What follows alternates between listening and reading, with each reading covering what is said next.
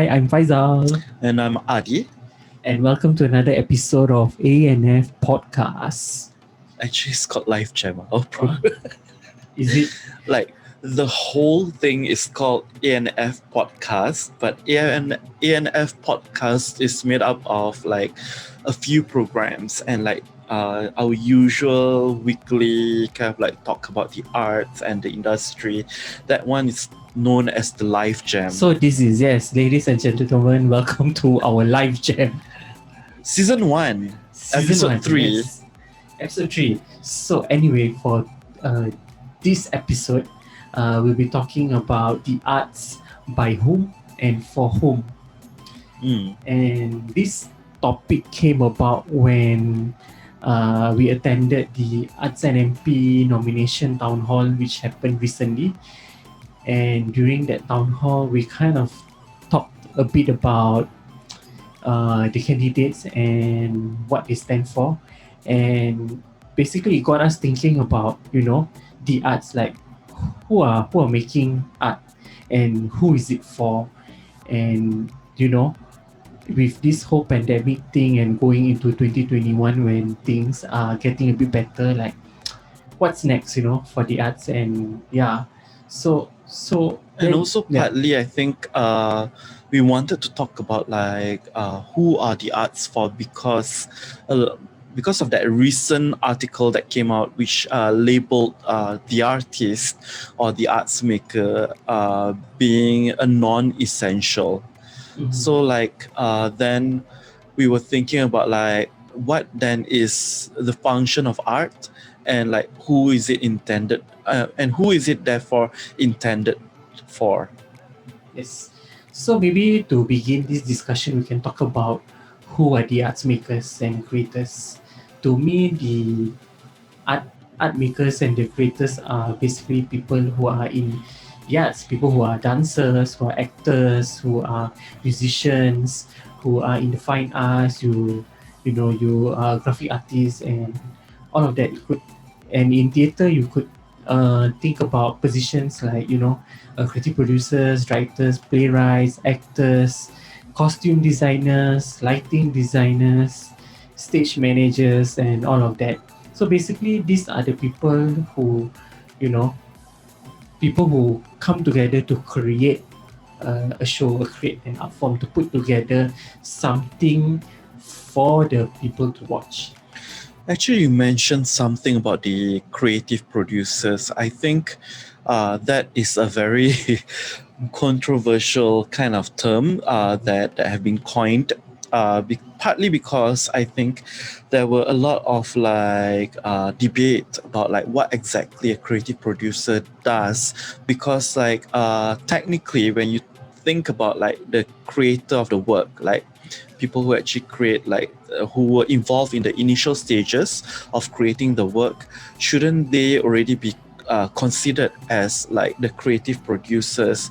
But in recent time, I think there were also a lot of debates about like how some producers, they see themselves as creative producers because they, instead of just bridging that gap between the artists and like the possible sponsors or like bodies that commission the work, they are also responsible in giving like inputs to kind of like direct the work in a way that will suit certain possible sponsors or organizations that commission the work. Basically, the paymaster. The paymasters. So they are involved in that whole process of like, turning that objective, or turning the scope towards those possible sponsors and what do you call that, the paymasters. Yes. So all this talk about creating works, creative works. Maybe Adi could talk a little bit about your process about making theater. Like from the beginning, the end-to-end process, and maybe you can talk about like what are the challenges that you face, and when you intended to do a production, like do you think a lot about like what is this show about and who is this show for? Along those lines. Okay, when I create work, the first thing that will always come to mind is where am I going to stage it? Because if I'm going to stage it in like a space within Singapore, I must be prepared to actually pay a couple of thousands for like just a simple black box setting, kind of like venue in Singapore, and usually if you talk to any performance arts creators, they will always tell you that venue itself will be enough to kill you financially because it's been kind of like put out there with a very high rental rates. So if you're not able to even pay for the rental of a venue where you can perform, then it is going to be hard for you to even create the work and stage it up and put it up to stage or put it up to the audience. So venue is one thing. The next thing that I'll be thinking about is like how much do I want to charge per ticket per audience, because ultimately when you hire actors, when you hire like all these different creative collaborators, Production crew and all. yeah, you will need to pay them, and you need to pay them enough to make sure that they too have enough to kind of like put food on the table. So those two components, I think they are the ones that will take up most of your kind of like production budget, and like when I did my calculation, right, usually like those two components will add up to about like close to 8K to 10K, depending on how much you pay your actors and your directors and your script writer. Then of course you will know for sure, even if you were to run your show for like 5 days, the chances of you to break even is really tough in Singapore. So you will therefore need to like lean on fundings from like organizations like the National Arts Council or like the Tote Boards or MCCY, National Youth Council, because those funding bodies are the one that ensure that you will at least be able to break even after you paid all your rental fees, your actors, and your creatives. Then of course, when you apply for fundings for all these different from all these different organizations, they will always ask you like, who is your target audience?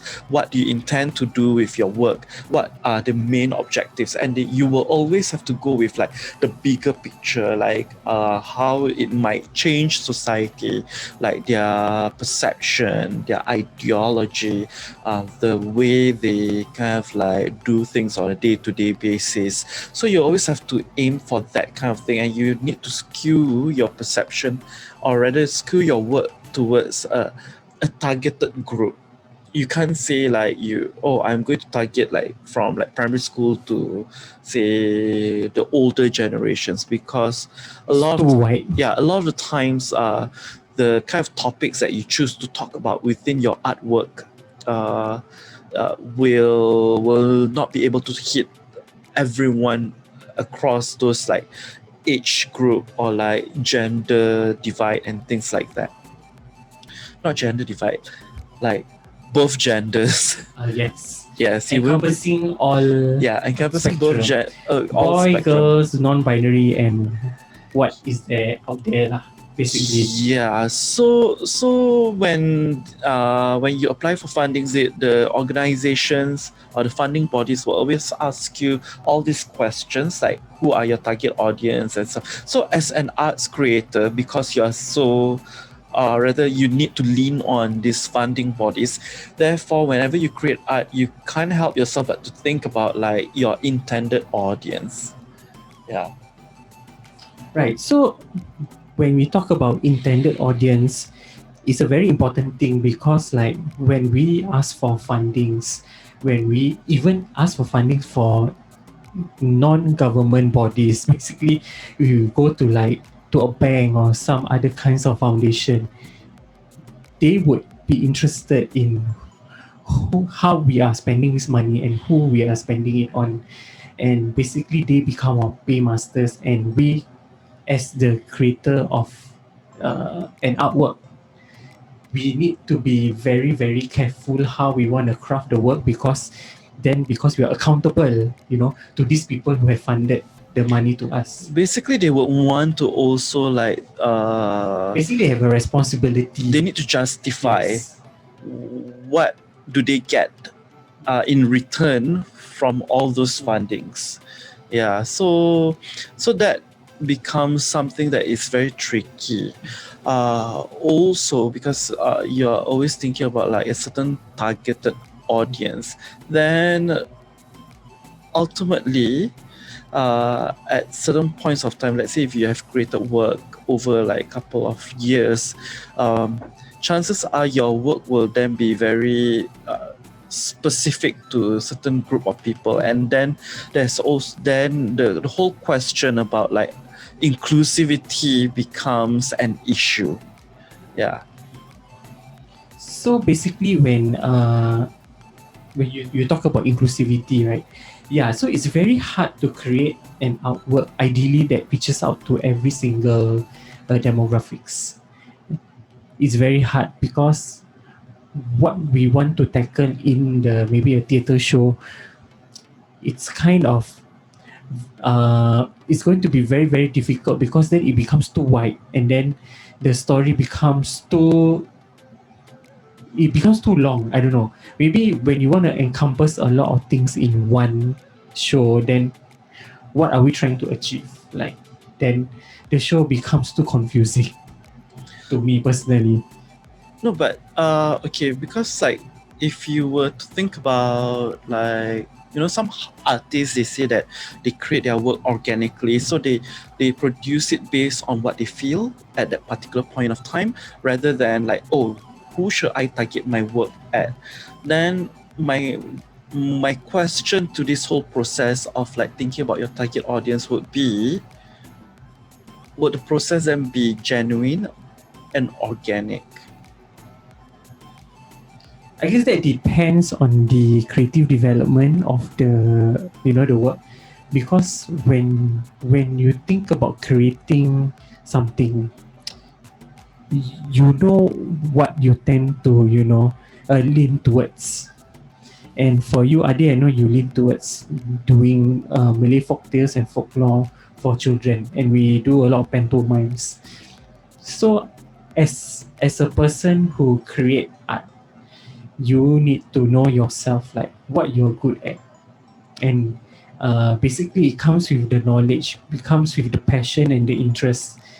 So it's I feel like you already know who is your target audience, because based on what is your passion and what is your interest.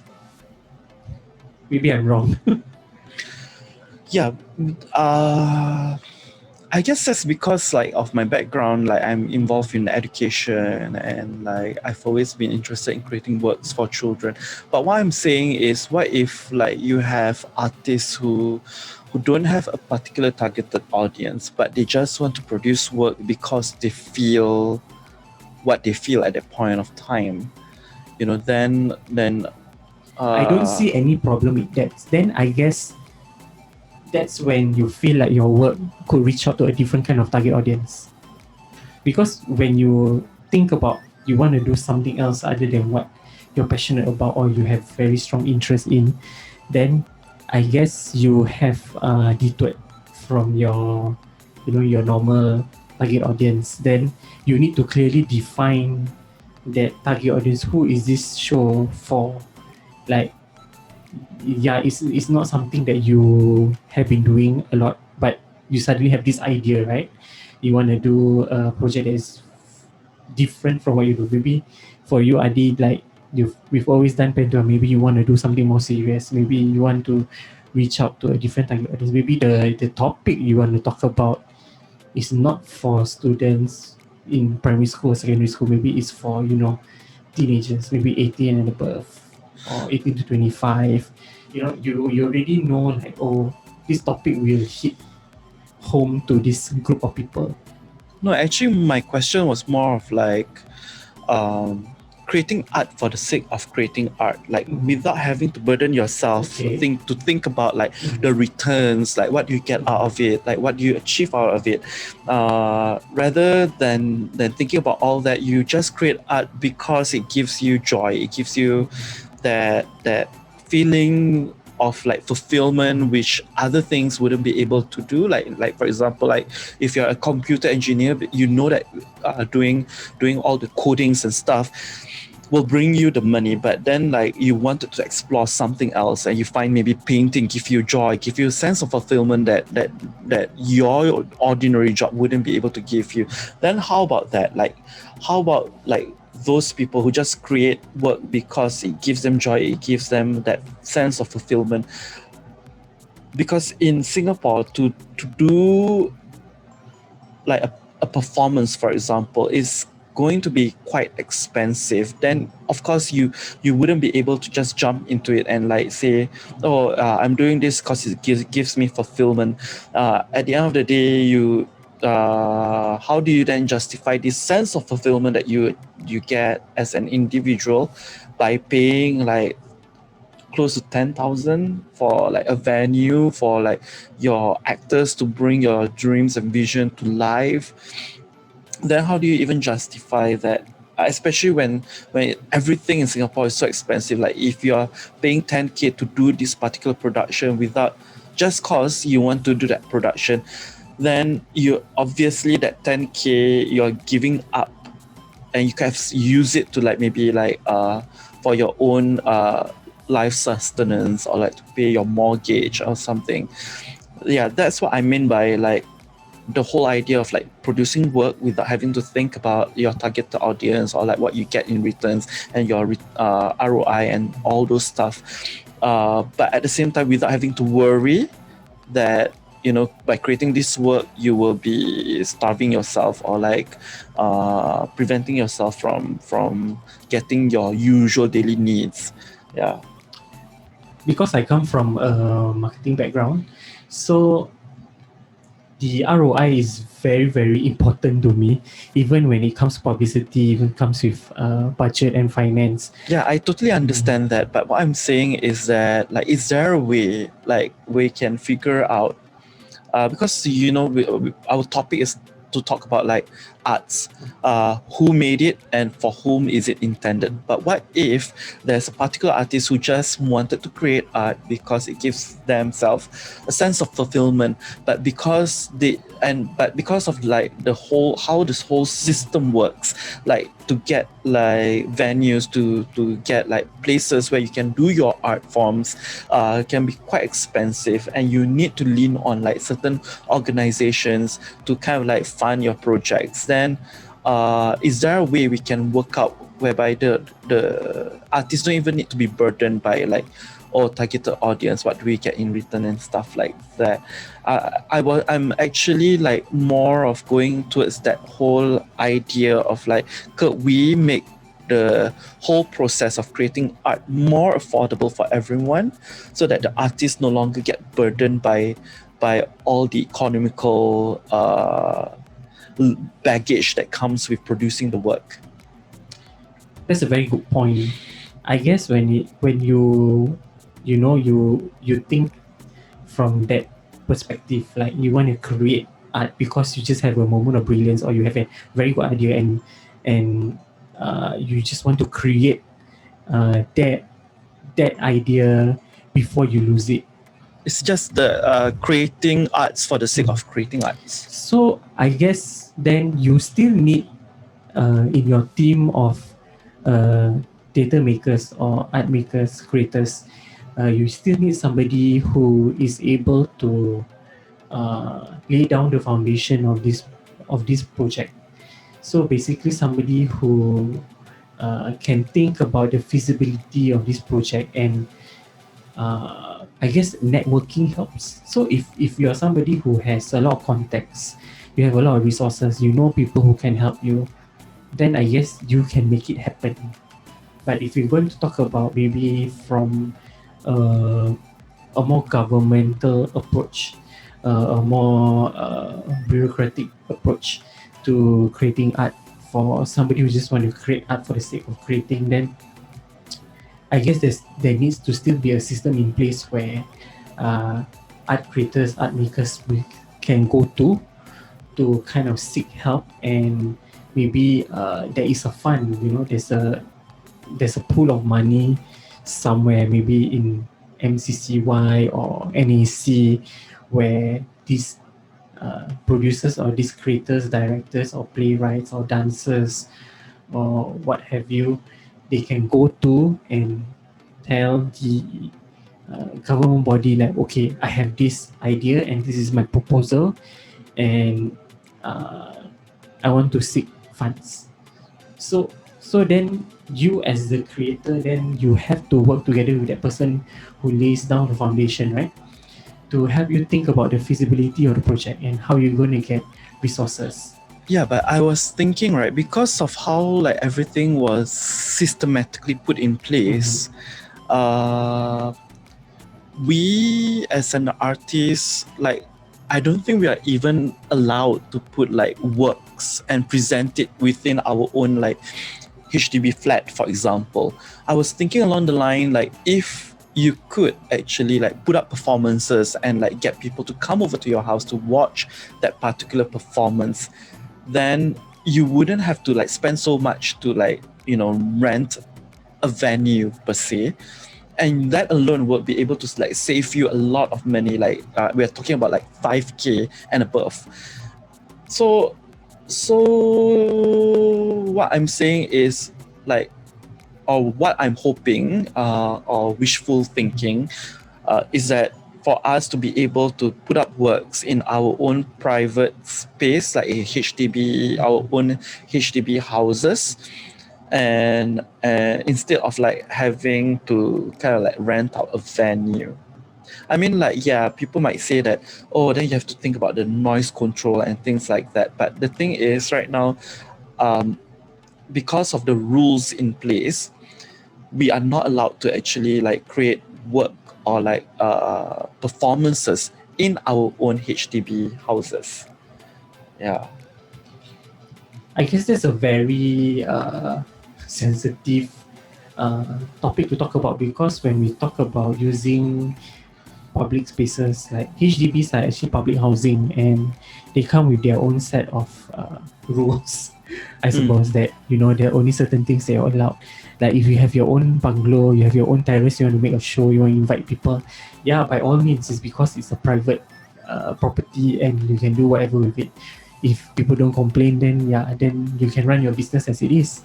Then that begs the question of like art, who is it for and who makes art? Then if you were to think back, because you talk about like private buildings, owning private houses, then that begs the question of like, is arts then only for the privileged, people who can afford to make and people who can afford to enjoy? That is another very good question.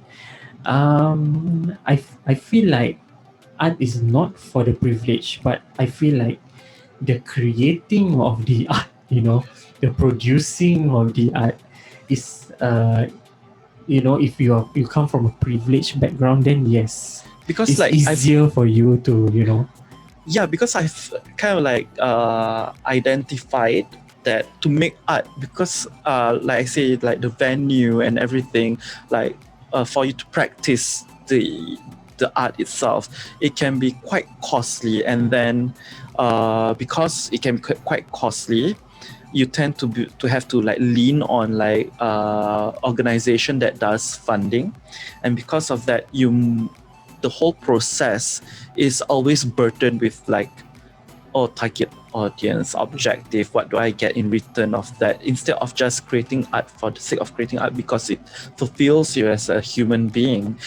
Then you talked about like how or rather I talked about how like, if there were like certain things being put in place, like for example, like if we were to be allowed to create art within our own like HDB houses, whereby we invite audience to come into our HDB house to like watch a performance, Actually, it's been done. that would actually help us to cut down like a few of the costings, right? Then you said that a lot of the times like people who create arts and they want to do it in their own homes, it has to be a private homes. Then that begs the question of like, is arts only meant for the privileged? Actually, talking about HDB, actually, there is an arts exhibition that's happening that we two HDB houses in somewhere in Singapore. I don't know, Tiong Bahru or is it Toa Payoh? They converted two HDB unit into an art exhibit, and they have some people like children and some people to kind of I don't know, they kind of present their work there. Yeah, but you see, those places where like the two places that were chosen, who chose it? Is it the artist or is it the organization that was involved with the funding? Actually, I'm not so sure about that. Like, I think I would need to read up more about how that project came about. But I thought that's an interesting way to kind of reach out to, because it's done in a HDB setting. And I think it reaches out to more Singaporeans because most Singaporeans live in HDB. Not all Singaporeans live in like landed property. And having a show done within a HDB flat makes sense to me. Yeah, it makes sense to me too. But then I think there were so many restrictions and red tape being put in place that it's almost impossible for you to do it unless if you are able to convince certain people from the organization that does the funding to actually allow you to do it, which is quite unfortunate actually, because then like again it goes into a cycle, right? If you were to go to The objective is different. yeah, if you were to go to this organization that does the funding, then you have to think about target audience, and rather than just creating art for the sake of creating art. You have to kind of forego your idea when you come to, maybe you have a very good idea and then you go to an organization, a government body, and you ask for funds, and your project may be taken, but it may have evolved into something, not what you're looking for. Especially things like arts in your neighborhood where they have arts exhibitions and some other things that happens in the void deck that happened like maybe 3-4 years ago. I think it's still happening right now. And I thought that was a good concept, but I think it hasn't gone anywhere. Like, it hasn't led to anything bigger than what it was 3-4 years ago. Yeah, because I think a lot of the times people still have this perception that arts is only for the privileged ones, people who actually can afford to practice the arts. Because okay, let's say if we are not even talking about like venues and stuff, we know that the cost of living here is so high to the point that you will not be able to kind of like sustain yourself if you don't work like with payments that is high enough. Then if you like kind of like earn the average income, chances are you might have to take up like 2 or 3 jobs at a time. So there isn't really a time for you to kind of like practice art or enjoy arts. So people who practice arts or enjoy arts, then my question would be, where would the income come from for them to sustain themselves in a country where cost of living is so high? I mean, like if you were to like talk about like maybe our neighboring countries, right, whereby sometimes the farmers, they kind of like have time to kind of practice their arts because they don't really have that high cost of living, and therefore like they just need to produce enough for them to kind of like get by day.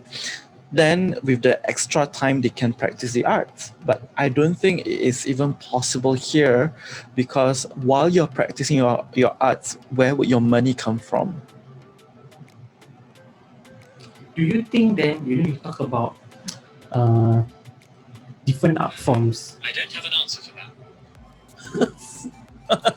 You can cut that off. Don't worry. So anyway, when you were talking about the arts, right, and like how it's been presented, like produced in like versus HDB or maybe very heavily funded to a more privileged type of production, you know, where can be staged in Esplanade or where what have you. So maybe my thoughts on this is that then maybe we should, is there a is this a good time then to think about, you know, what is art in Singapore? Like we define art in a Singapore context. To me, I think you could define what is art in Singapore context. But then again, with anything that is produced in Singapore or done in Singapore, there's always this like price tag attached to it, right? Like we will always have to think about the economical sense, because ultimately it's all about like your own life sustenance as an artist. How do you sustain yourself? And this whole idea of like sustain and sustenance have been an issue that have been discussed about for many years, but no one have yet to come up with like that perfect solution for, like, let's say for me, who a person who is born in a low income family, how then do I get myself to a comfortable level whereby I can practice my arts without having to worry about like where is my next meal coming from? Yeah, so I think the first step to like talking about like arts and the definition of art in Singapore, I think, is to first of all think about how then do artists sustain themselves without having to lean on other organizations or like other bodies for funding. I guess when you talk about arts in Singapore, funding will always be the number one factor. You know, it's the number one. This it's like it's a very important thing to think about when you create art in Singapore is the funding. Even like if you talk about the like theatre companies in Singapore, right? They still rely very much on NAC for fundings, and like you have mentioned before, then what is the arts in Singapore without NAC, like without this funding? Then who or what is art in Singapore? Yeah, precisely. And also, okay, so we've talked about people who created art. Then we talk about like people whom we kind of like want our work to be consumed by or engaged with, right? A lot of the times when you put up an artwork of because we talk about life sustenance, so one of the way you can sustain yourself as an artist is to put a price tag to your artwork for people to consume or people to enjoy or people to interact with. Then my question is, those people who interact with your artwork, who consume your artwork, they will then have to pay a certain amount of money. And like, because the cost of producing it is so high, you therefore have to charge an equally high price tag for your art piece. Therefore, when a person wants to consume or like wants to enjoy this work of art, for example, they will have to consider paying a hefty amount. And if this person is not well-to-do enough, they will have to consider and weigh out their options of like, oh, do I spend $25 on a theater tickets, or do I spend this $25 on like 5 meals? Then of course, when such considerations come into place, we can't avoid having that conversation whereby people will be asking, who is the arts actually intended for? Is it really for people with low to middle income, or is it like really meant for the privileged? And then again, it comes to the whole idea of like, oh, but there are like bodies who will help you to kind of like subsidize your tickets and stuff. But in order for that body to come in to subsidize the tickets, the producer will first of all have to write in to these people who are willing to subsidize the tickets for them to agree on it. But in order for them to agree on it, again, the producer will have to justify who is the intended audience. What do you want to do with your artwork? What do you hope to achieve at the end? Again, it comes with a lot of explanation and a lot of like paperwork. So it's really like, ultimately at the end of the day, if I am a person who is not involved in the arts or have no idea how the process is like, I will always and forever be thinking arts is actually for the privileged and it's only meant for the rich. One point you made about the ticket prices, right? I find that it's always like when we do our shows, it's always a challenge, to kind of decide or make a decision on what ticket price we want to put. Like, is it too expensive, is it too cheap, and then we have to weigh with the production cost and all of that. Like, it's a very tedious process where you have to really sit down and kind of decide, who is our show for, and is our ticket price too expensive for this target audience?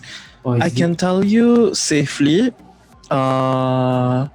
without any fundings, right, from any like organizations or like funding bodies, if you were to charge your tickets $25 per audience, and let's say if you do your shows or performances at a black box setting, $25 per ticket, in those black box setting, you can only fit in about 100 to 200 audience members. You times that, so 25 times 200, so you get about 5,000 per show. That 5,000 per show is definitely not enough to break even for you to pay your creatives, for you to pay your venue, for you to pay the technicians and all those marketing posters. Not enough. Then it would then mean that as an arts creator, then you would have to have some form of money, your own savings, or a pool of money where you can find like resources, like maybe you have friends or family who want to help fund your project. Yeah, either that or you can push your ticket price higher, like say you push it to $40, but chances are if you put it at $40 and you are an unknown organization or an unknown collectives or unknown artist, you wouldn't be able to sell your tickets. And even then, when you sell your tickets, right, like say you sell it at $40, then you have to also think about like all the other factors, like for example, like will your audience be able to afford to pay? And then if you are targeting, if like for me, I'm targeting like school students, of course $40 they will never be able to pay for Schools it. will not pay for their students either at Unless $40. if you're from some privileged schools schools with arts funding where there's like an endless amount of money, probably. or like a privileged household, and you are given say like pocket money, $100 per week kind of thing. Even $100 per week, I think, is still quite a struggle if you are going to pay $40 for a performance ticket. Definitely. So I guess a question we can pose to our listeners is that, what are your thoughts on, the arts, like for whom and by whom? Like, all these struggles that we have talked about, like, do you face the same struggles? Do you face the same issues and problems? And maybe you have your thoughts on how you have tackled certain issues yourself that you would like to share, we would love to hear about them. Yes. Yep. So I guess we would end our live jam session at this juncture because we could talk on and on and on about this. But I guess it's more about sharing of knowledge. Like we have shared with you our struggles and our thoughts on the art scene in Singapore. Maybe you will want to share your experience in the arts in Singapore. So we will love to hear about them. So you can just drop us a DM, or you can call us, or you can DM us. Like if you know our numbers and email address, just go ahead. Yeah, otherwise you can actually just leave a comment on the YouTube channel, because for our live jams we don't only put our recordings on Spotify or like iTunes. You can actually find the recording on YouTube, on our YouTube channel, which is the ADI Concept channel. So from there, you can actually leave a comment and we will get back to you as quickly as we can. Thank you, everyone. We'll be back soon. Bye bye. Bye.